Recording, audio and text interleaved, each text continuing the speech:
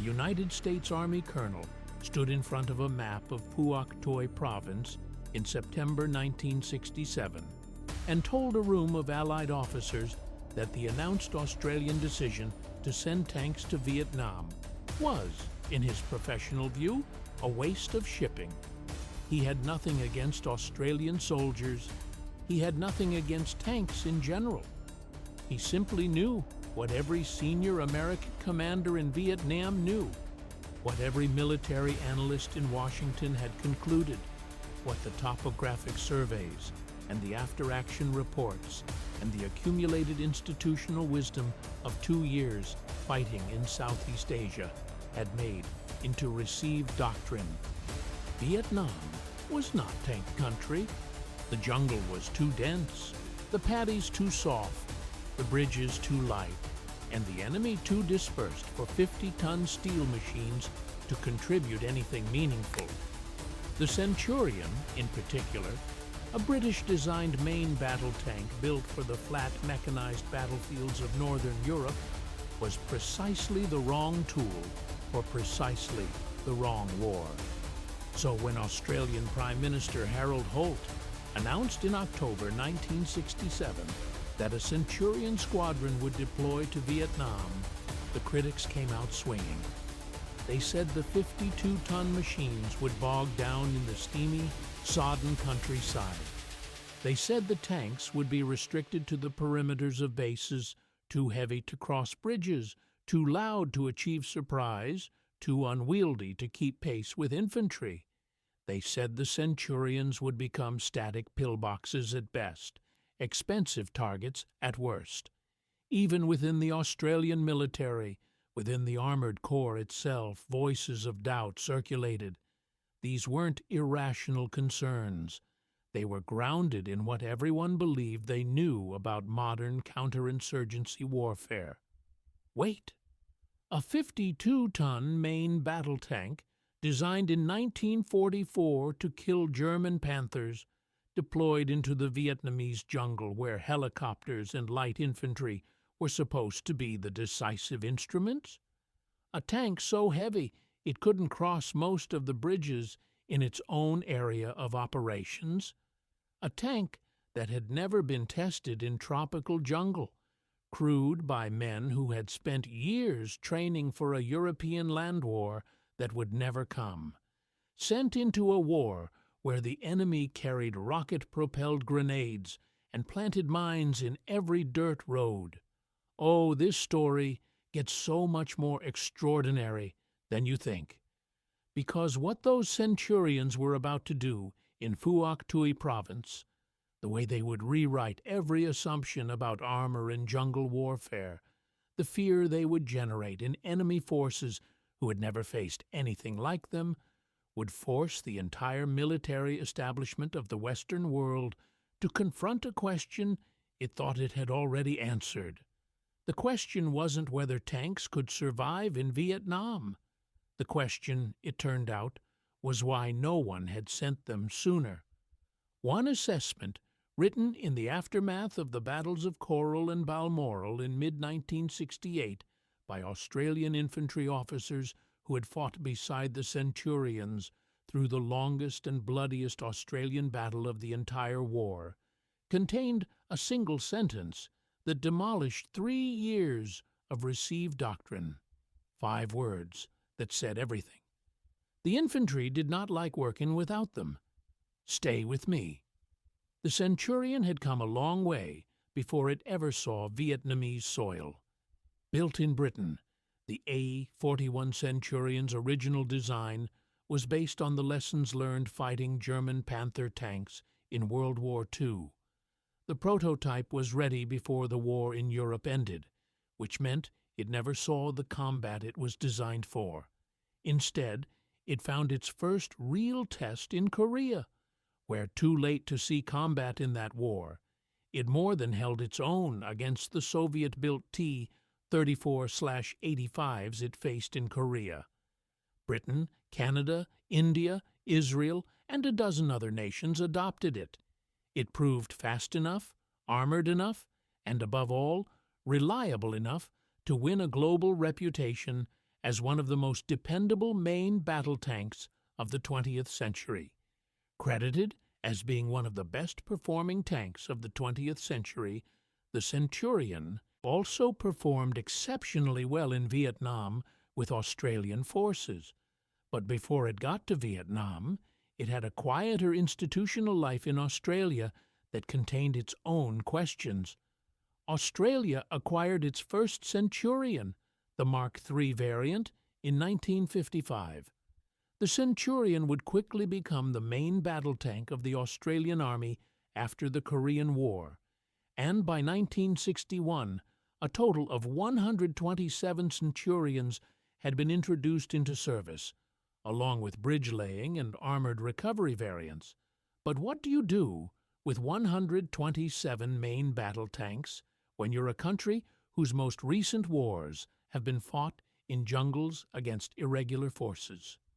The 1st Armored Regiment did not take part in the Korean War, and its role in the armed forces remained vague for some time.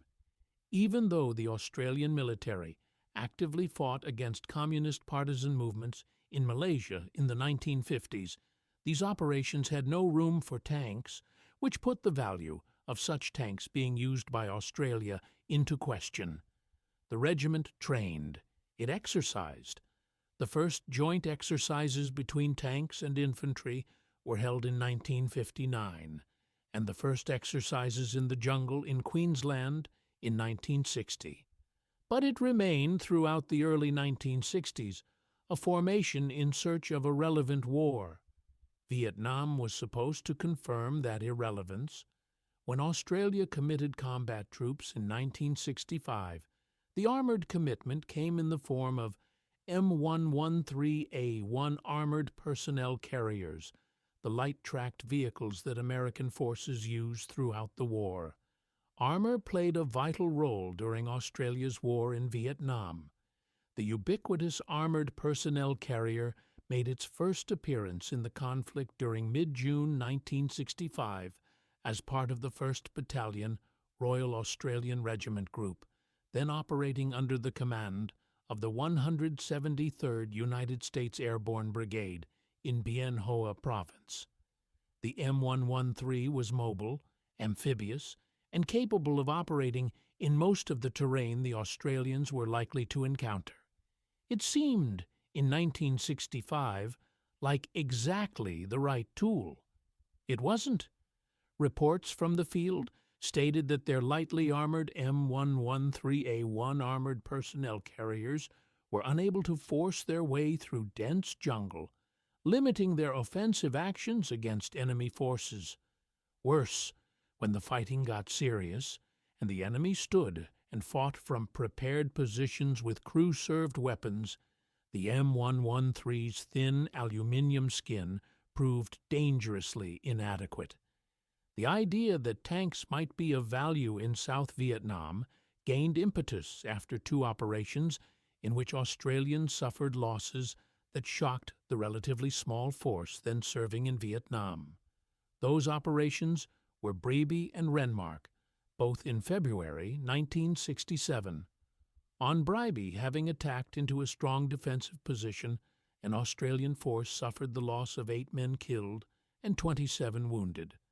During this fight, APCs were used almost as if they were tanks, a hazardous practice not recommended in armored doctrine. The lesson was written in blood. Using lightly armored personnel carriers as direct fire support against hardened Viet Cong positions was getting Australian soldiers killed. What was needed was something that could absorb fire, deliver direct fire at point-blank range, and keep moving when the RPGs started flying. The idea that tanks might be of value in South Vietnam gained further impetus after these operations. The rate of losses and the manner in which these men met their deaths or were wounded informed the thinking of some senior officers who believed that a 3rd Battalion was needed in South Vietnam, and that tanks, with their mobility and firepower, were necessary to support the infantry. The decision came in September 1967. In October 1967, the Australian government announced it would increase the size of the 1st Australian Task Force at Nui Dat in Phuoc Tuy Province from 2 to 3 infantry battalions, while additional supporting arms, including a tank squadron, would also be added to the force. The announcement triggered immediate criticism. The decision to deploy tanks to the war was announced by the late former Prime Minister Harold Holt in October 1967, and it aroused considerable criticism.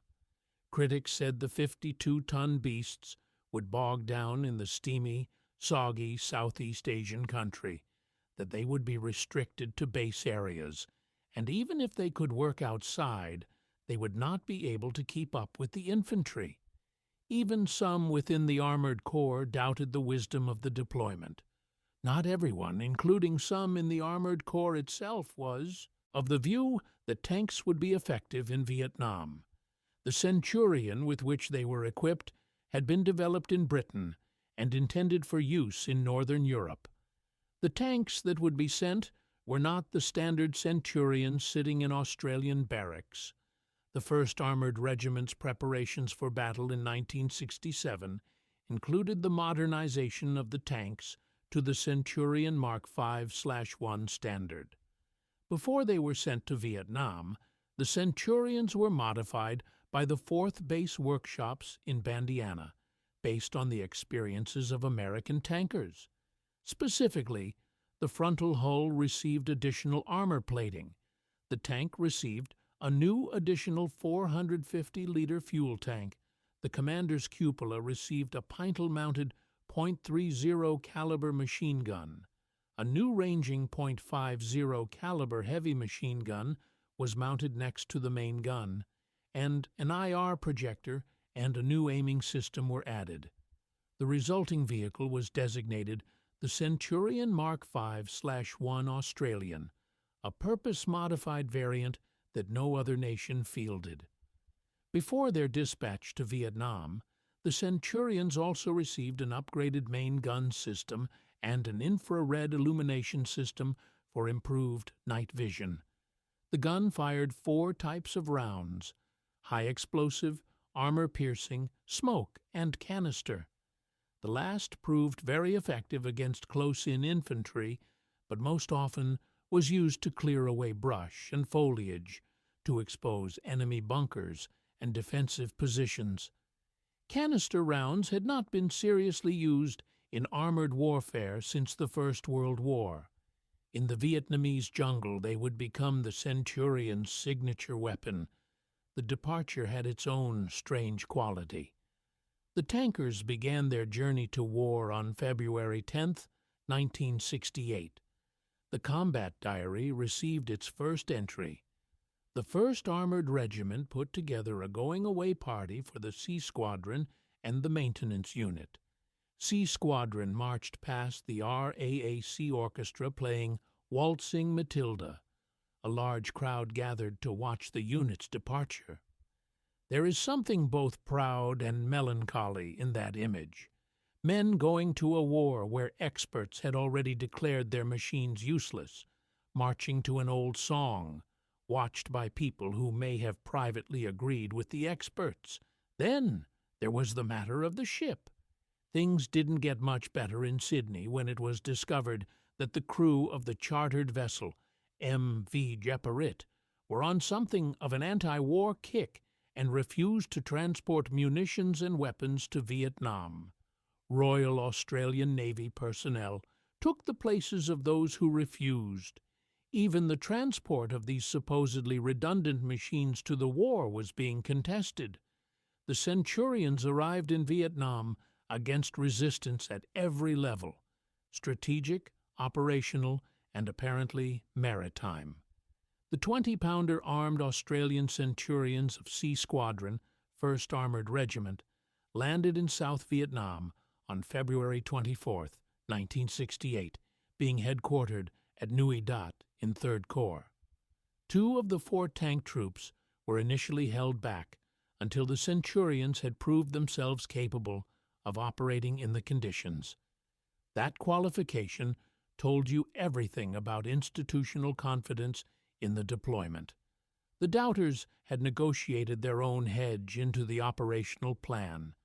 Half the squadron held in reserve in Australia, waiting to see whether the machines already in country would simply bog down and confirm the critics' predictions. The tank crews who had just arrived ashore had no time for such hesitations. The modifications that had been completed in Australia immediately revealed their inadequacy when confronted with the actual environment. The side skirts and track guards had to go. The skirts kept trapping vegetation thick enough to grind the tank to a halt, and the track guards simply kept being pulled off. Storage racks were welded to the back of the turret so ammunition and other equipment could be carried, such as an additional radio to allow communication between tank and infantry soldiers. Because the Centurion's British radio system was incompatible with Australian infantry radios, the tanks couldn't talk to the infantry. The radios were not compatible. This was solved, partially, by borrowing an AN/PRC-25 radio set in a rack behind the commander's cupola on some tanks. Once operations began, the external fuel tank was found to be potentially hazardous as it could catch fire if hit by a shell or bullet. The heat inside the hull was another revelation entirely. One tanker recalled what it felt like operating in the Vietnamese climate. Naturally, the tank heated up. It was very hot from the red-hot gun, cordite, the heat of the engine, the constant heat of everything. It was very uncomfortable. That word, uncomfortable, does a lot of work. Temperatures inside the hull during operations regularly exceeded what the human body was designed to sustain. The Centurion's engine, its electrical systems, its optics, all of it had been built for northern European conditions and was now operating in tropical humidity and heat that stripped the rubber from the road wheels and corroded every exposed surface. But these problems were solved, one by one, in the field, by crews and mechanics who refused to accept that the machines couldn't work. The skirts kept trapping vegetation thick enough to grind the tank to a halt, and the track guards simply kept being pulled off. Eventually, the crews figured that the armor plate the side skirts were made of would do a better job of slicing through the undergrowth instead of being ripped off by it. The tanks grew leaner and more brutal as unnecessary equipment was stripped away and practical field modifications took its place. Spare road wheels were bolted to the front hull as improvised armor. Machine gun ammunition racks were welded to turret exteriors. The tanks that fought through 1968 looked nothing like the machines that had left Puckapunyal, Victoria. They looked like something the jungle itself had shaped. The first combat operation began almost immediately after arrival. The squadron's first operation was Operation Pinaroo, from February 27th to April 15th, 1968, involving a troop from the 3rd Cavalry Regiment and artillery, as well as engineers who supported the 2nd and 3rd Battalions, Royal Australian Regiment, for a reconnaissance and force mission to destroy the Viet Cong base installations in the Long Hai Mountains. The Viet Cong designated this area the Min Dam Secret Zone. Its natural caves and subterranean streams provided a haven from which they could launch raids and propaganda missions into the surrounding countryside. The area was riddled with mines and heavy vegetation. The Centurions had to travel on their tracks for over 100 kilometers to reach the area of operations. The critics had predicted the tanks would be useless in exactly this kind of terrain. What happened was something different. During the 5-week operation, the Centurions, working with the infantry and M113 APCs of the 3rd Cavalry, proved themselves to be very good at destroying enemy positions. The positions were very well placed, and only direct tank gunfire was able to destroy them at a distance. The remaining positions that weren't blasted away were crushed under the tracks of the 50-ton beasts.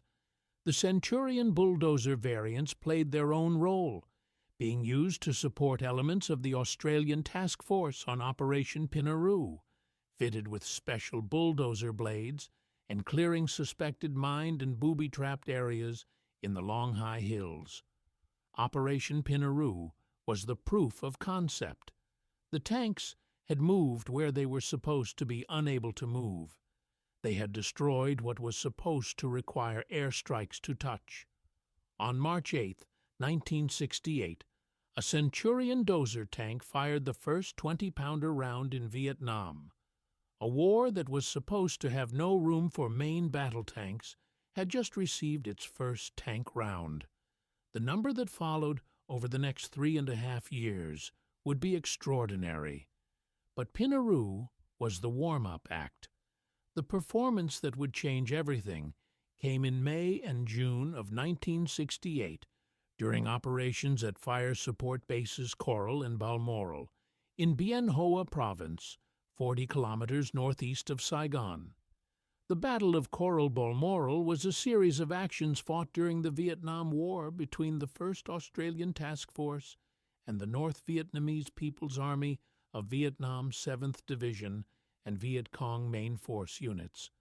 Following the defeat of the Tet Offensive in January and February, in late April, 2 Australian infantry battalions, the 1st and 3rd Battalions of the Royal Australian Regiment, with supporting arms, were deployed from their base at Nui Dat to positions astride infiltration routes leading to Saigon.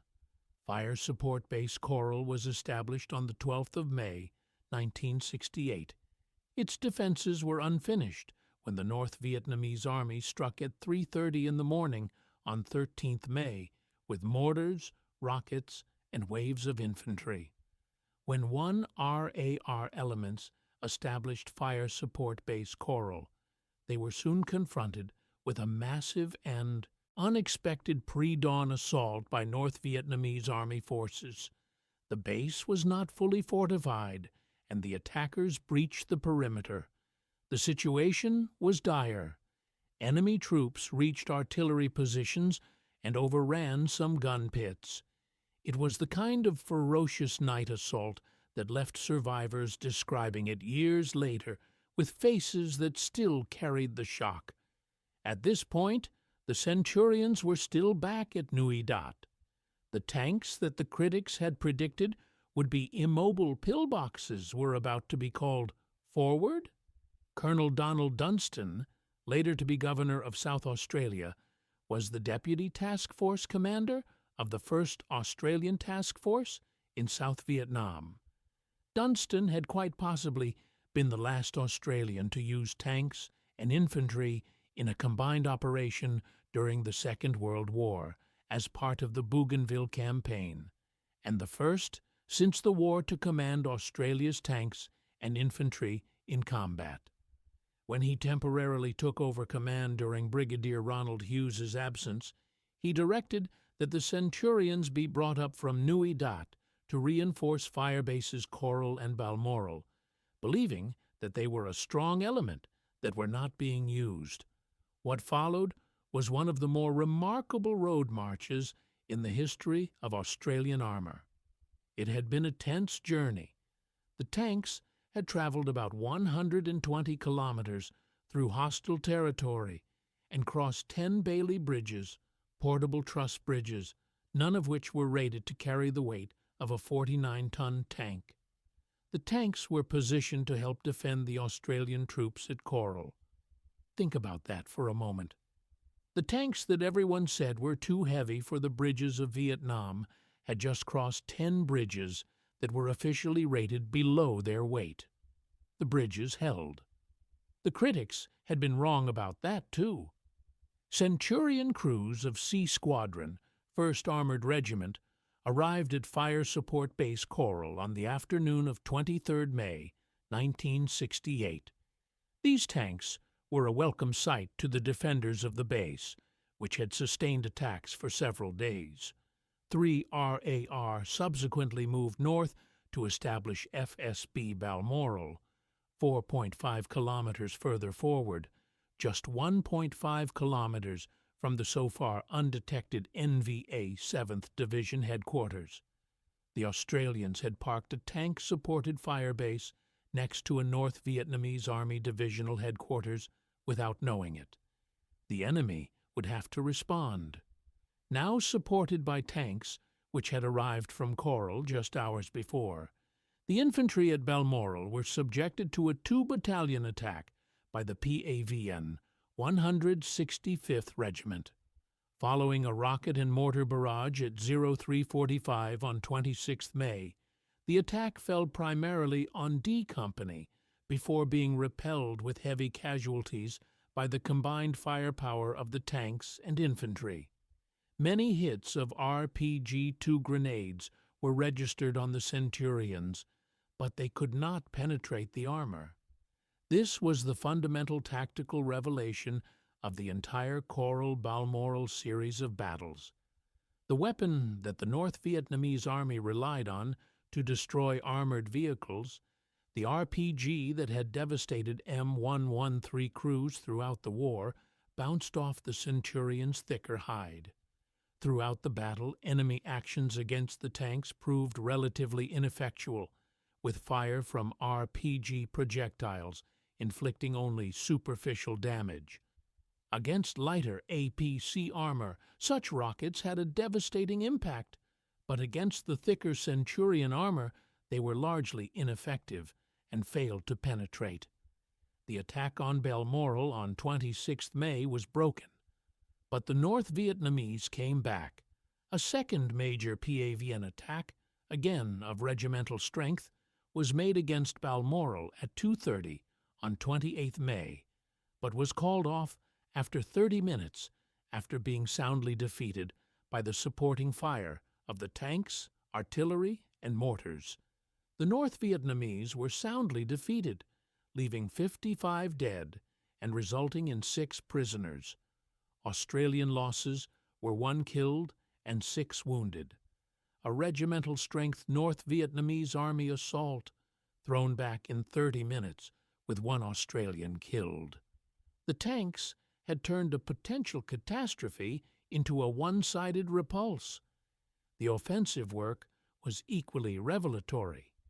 During fighting on 26 May, the base's defenders turned the tables on the NVA by sending a troop of Centurion tanks from C Squadron outside the perimeter wire with infantry support.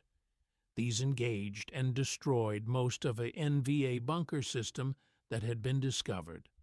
What airstrikes couldn't guarantee, what artillery couldn't achieve with precision at close range, the Centurions did at point-blank distance.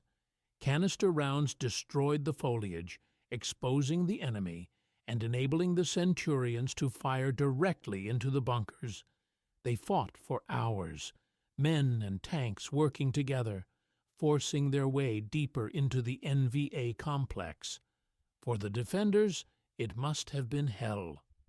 On May 30th, 2 infantry platoons patrolling from FSB Coral were pinned down by enemy bunkers at close range. A PCs tried to reach them and couldn't get through. 2 Centurions were sent forward through heavy jungle, reaching the Australians and the Viet Cong bunkers. The Centurion crews fired everything they had: canister, solid shot, and high-explosive shells and machine guns. Each shell cleared more jungle and opened up further targets. The platoon was able to be withdrawn, and with APCs providing machine gun support, the tanks destroyed a series of bunkers. Men who might otherwise have died in those bunkers walked out behind steel that the critics had said couldn't operate in those jungles. The Australian Army's experience with tanks at Coral and Balmoral reconfirmed many of the lessons learnt during the Second World War. The vulnerability of light vehicles such as APCs when attacking heavily defended enemy positions, the value of tanks in reducing Australian casualties, and the mobility of medium tanks in even the heaviest of jungle terrain. The lessons hadn't changed in 20 years. It had taken a war in Southeast Asia to remember them. This performance demonstrated the advantage of using armor in Vietnam, and whereas before the battle some infantry had doubted the usefulness or necessity of the Centurions, after the battle the infantry did not like working without them. That shift from wariness to dependence happened not through argument or doctrine briefings.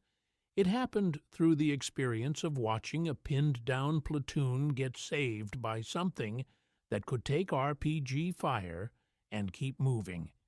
It happened through the sound of canister rounds shredding the foliage that had been hiding the positions that had been killing your friends.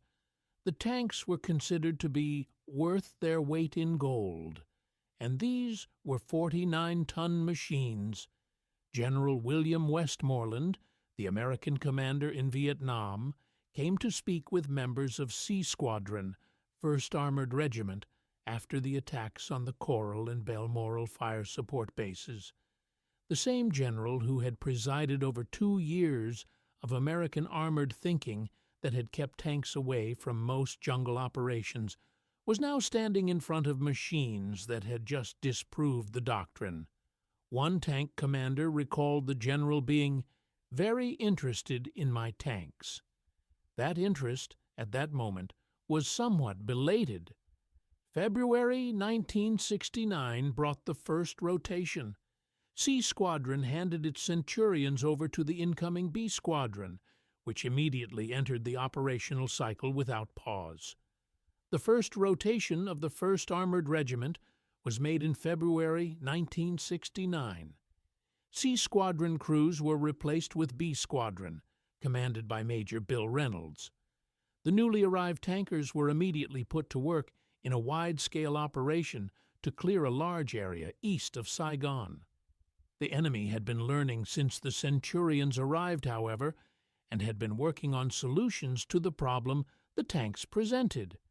Because of their grudging respect for the tanks, the Viet Cong were taking pains to learn their measure. They now had a rocket-propelled grenade capable of penetrating armor, but it took them 13 months, and it took about 12 months to determine the size of mine required to stop the tanks. The upgrade from RPG-2 to RPG-7 changed the tactical calculus. A squad of tanks engaged Vietnamese RPG crews. The lead tank was immediately knocked out with 3 RPG-7 hits, and 5 tankers from the squad were wounded. The official history of the 1st Armored Regiment claims that the squad commander, 2nd Lieutenant Brian Sullivan, exited his tank and suppressed 1 RPG crew with his pistol.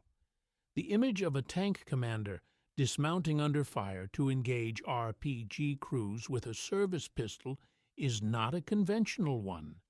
It captured something about the close, chaotic, intensely personal nature of the fighting these crews were conducting in terrain that reduced the theoretical advantages of armor to something much rawer and more human.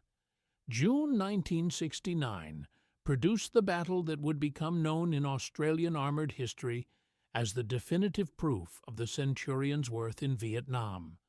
The battle was not planned. It began with a Niapa RPG fired from a house in a village called Bin Ba, 5 kilometers north of Nui Dat.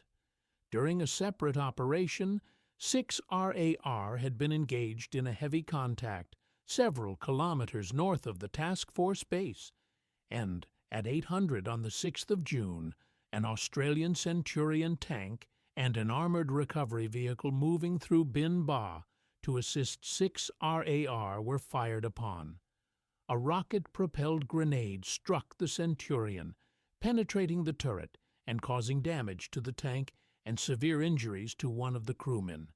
Initial intelligence suggested that a group of about platoon strength had infiltrated the village. The 1 ATF-ready reaction force under the command of Major Murray Blake consisted of an understrength D Company, 5 RAR, of just 65 men, a troop of Centurion tanks from the 1st Armored Regiment, and a troop of M113 armored personnel carriers from the 3rd Cavalry Regiment. Blake told his company sergeant major that there didn't seem to be too much in this. There was considerably more than expected. What followed was 2 days of fierce house-to-house fighting as the Australians attempted to remove the NVA and Viet Cong from the village. By now, the Australians were aware they had encountered a formidable enemy force that was prepared to stand and fight. It was clearly much more than the 2 platoons they thought were there. This was several companies of a regular main force regiment, and they were hardened fighters. They were experienced, well-trained, well-disciplined, and well-armed, and they had cunning and daring and effective tactics against the armor. The fighting that followed was unlike anything the Australians had experienced in Vietnam.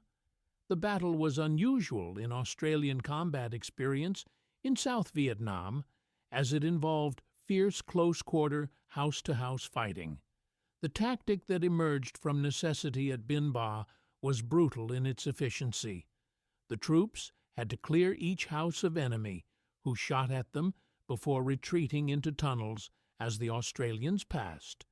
Each time the Australians were fired on, the tanks would blast a hole in the wall of the building, through which a small team would enter to silence any opposition. Once the door had been blasted in, or a hole put through a wall, the tank crews fired a canister round through the hole, sweeping the inside with hundreds of steel projectiles. Then the troopers rushed in, clearing the houses room by room and throwing grenades into the bunkers dug by the villagers for shelter and now being used as cover by enemy troops. Sometimes there were terrifying close-quarter firefights inside the shattered buildings. Second Lieutenant Brian Sullivan was commanding a tank in the village square when the fighting reached its most dangerous intensity.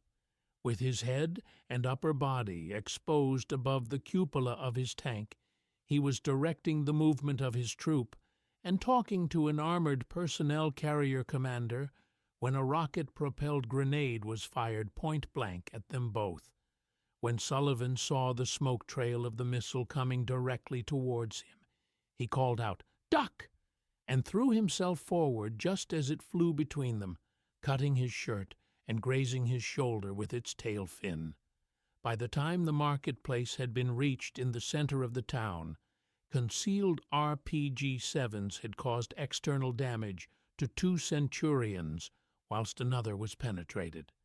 Within an hour, 3 of the 4 tanks used in the initial assault were disabled through damage and crew casualties. Fresh tanks were called forward. Once the Centurions were safely on open ground away from the village, 9 Squadron RAAF helicopters flew in replacement crewmen, evacuated the wounded, and brought in more ammunition. The infantry, having broken out of the village, lined up for a second assault, this time from the west, and supported by fresh Centurions from 4-Troop B Squadron. When the 2 days of fighting concluded, the accounting was stark. Operation Hammer had cost the Australians 1 man killed and 10 wounded. The North Vietnamese Army and Viet Cong had lost 99 men killed, mostly from 33 NVA Regiment. During the battle, 1 Australian was killed and 10 wounded. 4 Centurion tanks had been damaged by enemy RPG fire, and the majority of the Australian wounded were tank commanders and crewmen. The tanks suffered losses, but undoubtedly saved many infantry lives. The after-action report described the Centurions in particular as a battle-winning factor. The Hopkins History of the Armored Corps later called the action Armor's Greatest Day in Vietnam. Described in 5 RAR's after-action report as a battle-winning factor, The tanks at Bin Ba have also been credited with playing a major role in keeping Australian casualties low. The decisive engagement resulted in 33 NVA Regiment being forced out of Phuoc Tuy Province into their sanctuary refuges in neighboring provinces. A village that had been occupied by an enemy regiment fought for over 2 days in the closest kind of urban combat, cleared with 1 Australian killed. The tanks had absorbed the fire that would have cut down infantry, breached the walls that would have required days of siege, and delivered the direct firepower that no artillery piece could have applied in those narrow streets and shattered rooms. The operational pattern that developed over the next 2 years was built on what had been learned at Pinaroo, Coral Balmoral, and Bin Ba.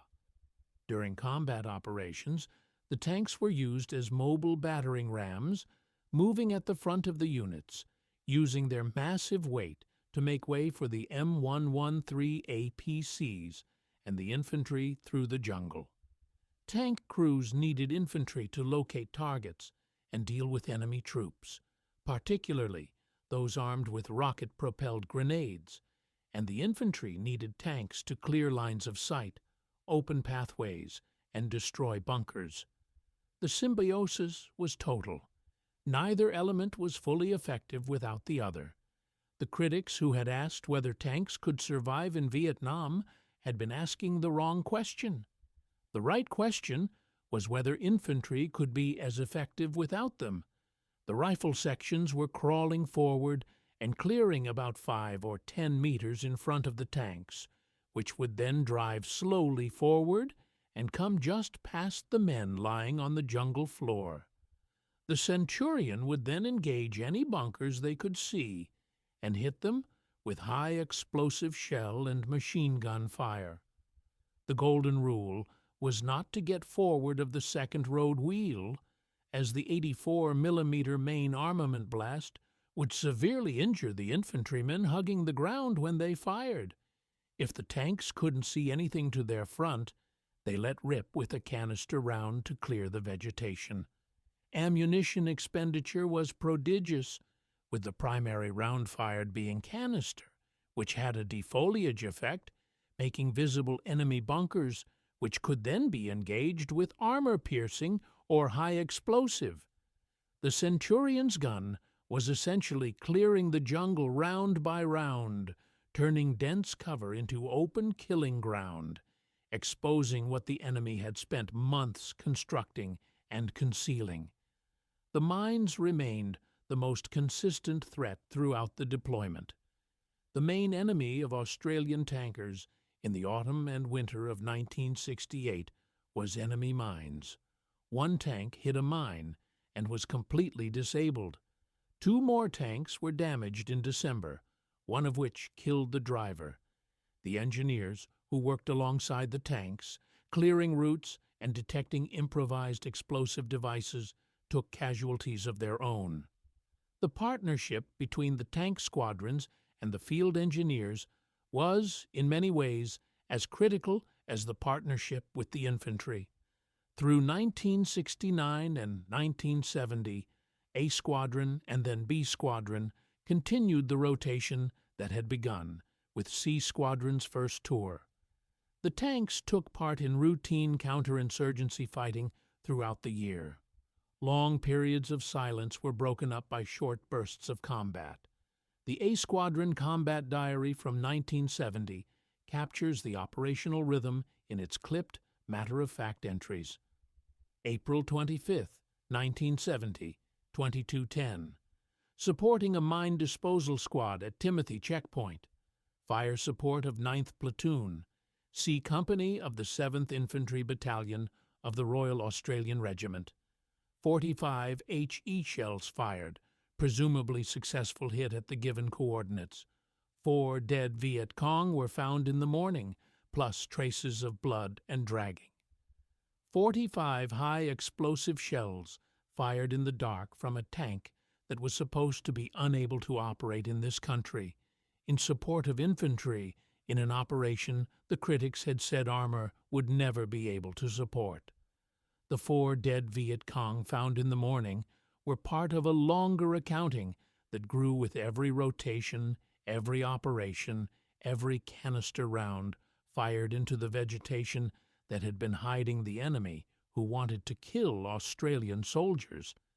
The enemy's adaptation to the Centurion was a form of tribute. They had a rocket-propelled grenade capable of penetrating armor, but it took them 13 months. Took about 12 months to determine the size of mine required to stop the tanks. The fact that it took the Viet Cong over a year to develop weapons capable of consistently threatening the Centurion tells you something about the gap between what they had and what they needed. The tank that wasn't supposed to belong in this war was making the enemy study tank warfare. On the 18th of February, 1970, one of the Centurions was hit by 3 rocket-propelled grenades during Operation Hammersley and received damage to the right-hand exhaust shroud, rear track bin, and left-hand track guard. The tank remained battle-worthy throughout the action, and after repairs continued to serve.